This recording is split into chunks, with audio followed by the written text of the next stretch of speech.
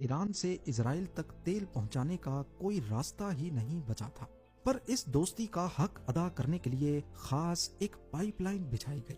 آپ دیکھ سکتے ہیں کہ اسرائیل کا ایک پورٹ گلف آف عقابہ پر بھی موجود ہے، جسے ایلات کہا جاتا ہے۔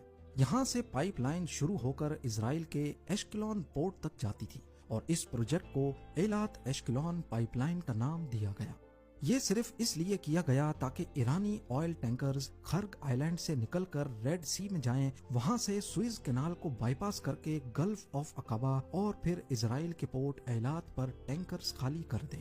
اس سیکرٹ پائپ لائن سے جہاں اسرائیل کو تیل مل گیا، وہیں ایران کو اپنا تیل یورپ تک بیچنے کا موقع بھی مل گیا، کیونکہ اسرائیل کا ایشکلون پورٹ میڈیٹرینین سی پر ہے، جہاں سے تیل یورپ تک پہنچنے میں سوئز کینال جیسی کوئی رکاوٹ نہیں ہے۔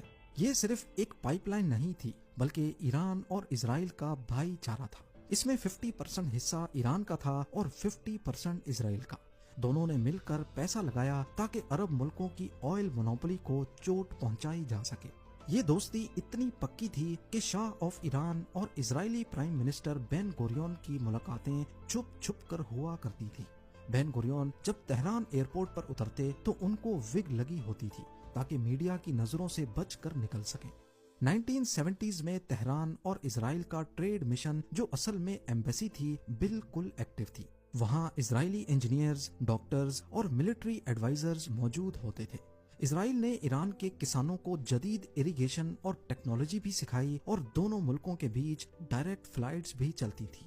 یہ دور دونوں ملکوں کی فرینڈشپ کا گولڈن ایرا مانا جاتا ہے۔ اسی دور میں شاہ آف ایران نے دنیا کی سب سے مہنگی اور سب سے بڑی برتھ ڈے پارٹی رکھی۔